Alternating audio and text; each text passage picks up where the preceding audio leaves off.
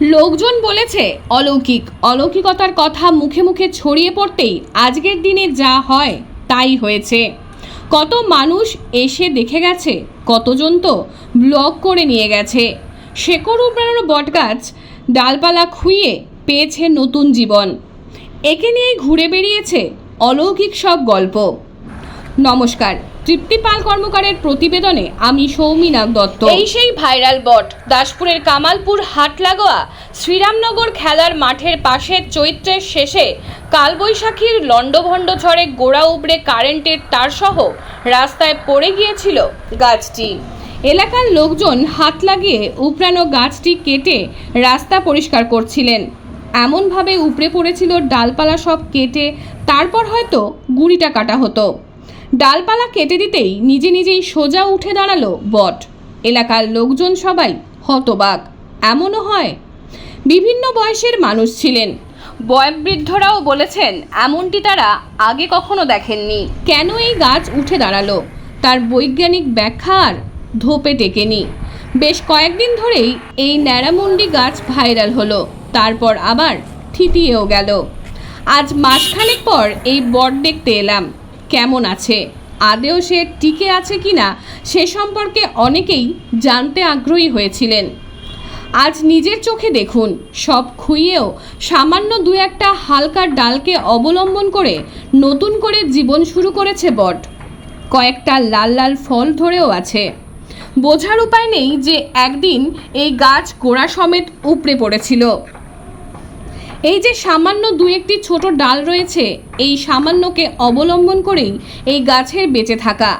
এই সামান্য অবলম্বন করেই একদিন মহীরুহ হবে এই বট। এই বট শুধু বট নয়, অনুপ্রেরণার এক অনন্য দৃষ্টান্ত। এই গাছ যেন চুপি চুপি বলে, সব কিছু ফুরিয়ে গেলেও সামান্য কিছু অবলম্বন করে আবার ঘুরে দাঁড়ানোর শক্তি অর্জন করতে হয় নিজেকেই। তবে অলৌকিকতার আড়ালে ছিল বৈজ্ঞানিক ব্যাখ্যা। গাছ পড়ে যাওয়ার পর যখন ডালপালা কেটে ফেলা হয় তখন উপরের ভার অনেকটাই কমে যায়, ফলে কাণ্ডের ওপর চাপ কমে গিয়ে গাছ কিছুটা উঠে দাঁড়াতে পারে। অনেক সময় গাছ পুরোপুরি উপড়ে যায় না, কিছু শিকড় মাটির সঙ্গে আটকানো থাকে।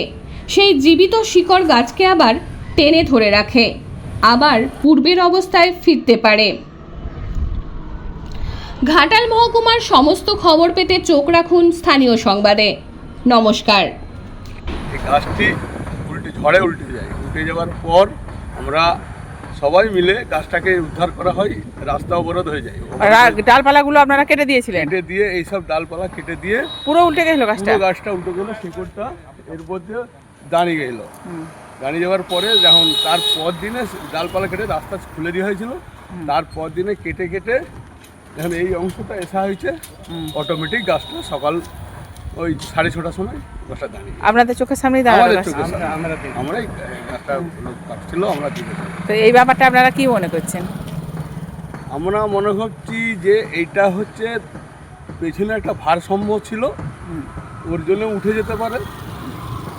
আর মানে ওটা দিয়ে এদিকে পেছনটা তো ভার ছিল, গাছটা কাটা মাথাটা হালকা হয়ে যাওয়ার পরে গাছটা দাঁড়িয়ে গেছে।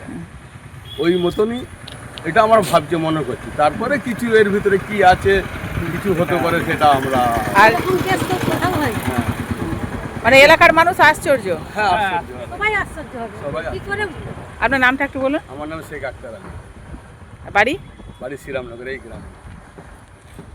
এরকম ঘটনা আগে দেখেছেন? না, কোথাও দেখা এইটাই প্রথম। আপনারা কি মনে করছেন? হয়তো কিছু আছে, কেউ বলছে গোড়া টান ছিল, টেনে উঠে গেছে, এইরকম বলছে। কখনো দেখেননি এরকম? আপনার নাম? জ্যোৎস্না ঘড়ই। বাড়ি এখানে? গোপালপুর।